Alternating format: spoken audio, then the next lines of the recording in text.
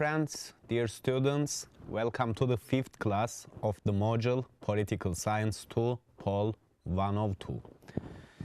Today we are going to talk about the parliamentary, presidential and hybrid systems as forms of democratic governances, and we'll be talking about propaganda. Parliamentary systems are rather typical in United Kingdom, in Italy and in Greece, for instance. They are typical examples. They are amongst the typical examples of parliamentary systems.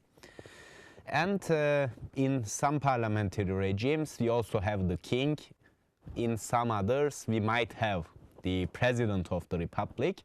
But the point is, in a parliamentary regime, the prime minister plays a rather significant role as the chief executive or the leader of the government. In the parliamentary regimes, the legislative branch is elected by the people. So there is an election to determine the people who are going to rule the country in the legislative branch.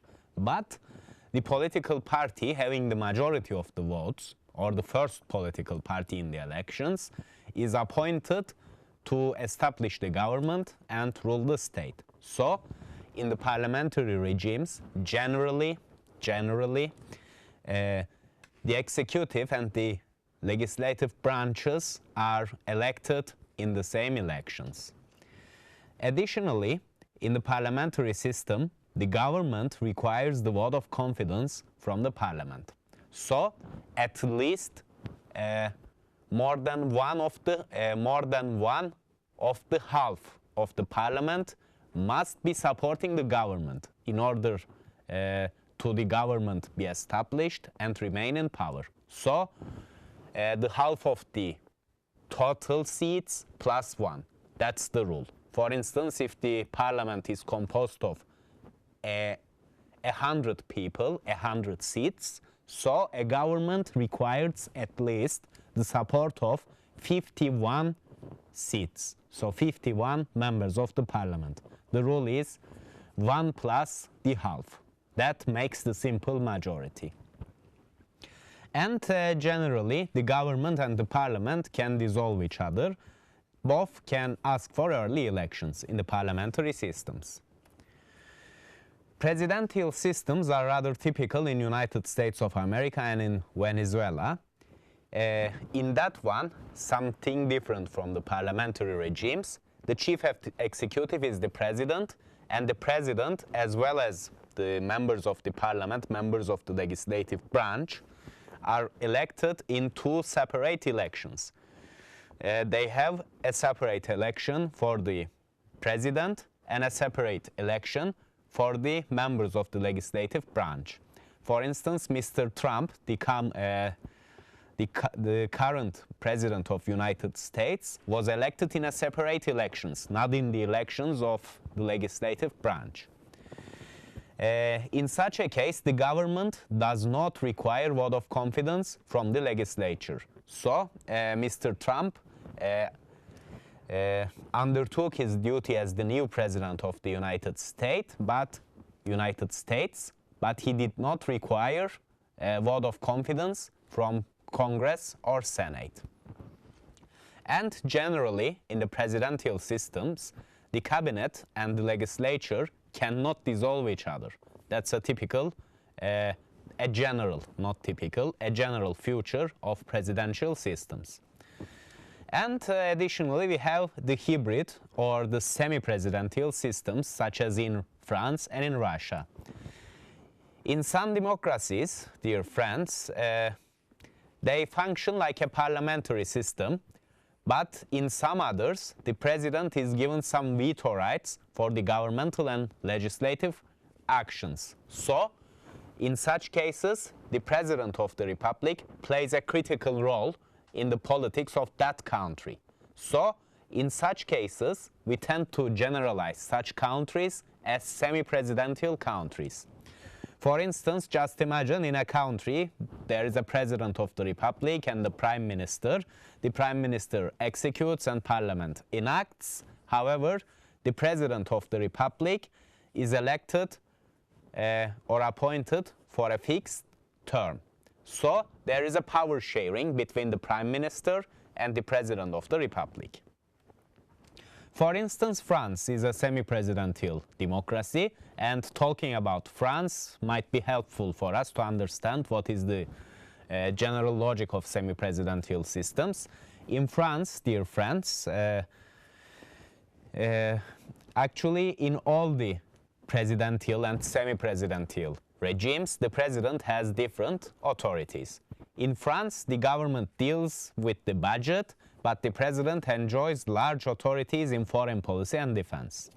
In France, the parliament can dissolve the cabinet by taking back the vote of confidence, but the parliament cannot dismiss the president.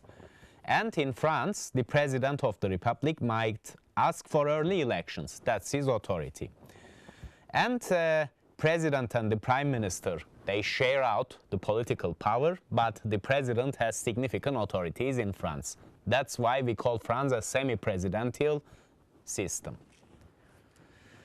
The second topic for us for today is the propaganda. Dear friends, no politician is free of political propaganda. And no politicized individual is free of propaganda. So, politicians and people who are interested in politics are not free of propaganda.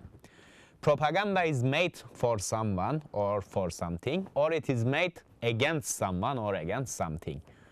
And actually, propaganda is the formula of managing the collective attitudes by manipulating significant symbols. That's what we call propaganda.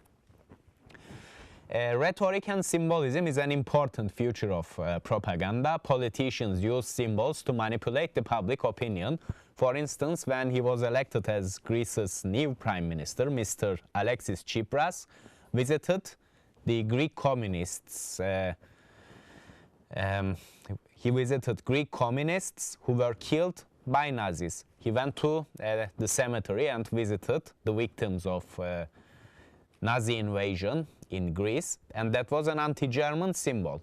Why Mr. Tsipras needed to use such a symbol? Because he was in negotiations with German Prime Minister Angela Merkel. So, anti-Nazi or anti-German, whatever you call it, Mr. Tsipras used a symbol, an anti-symbol there.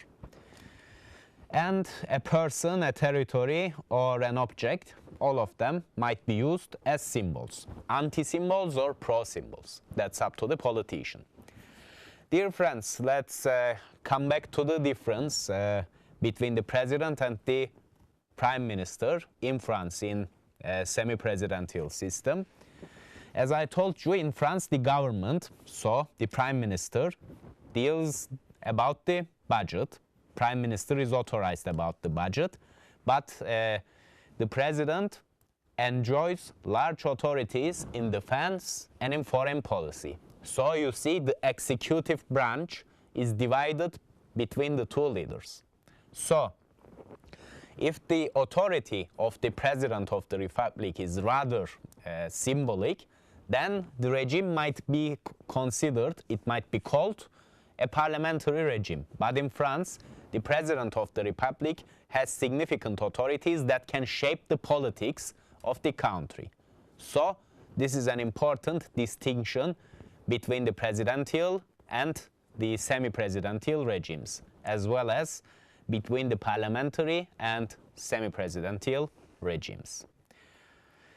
Dear friends, that's it for today's class. I'll be glad to meet you next week. Have a nice day. Thank you.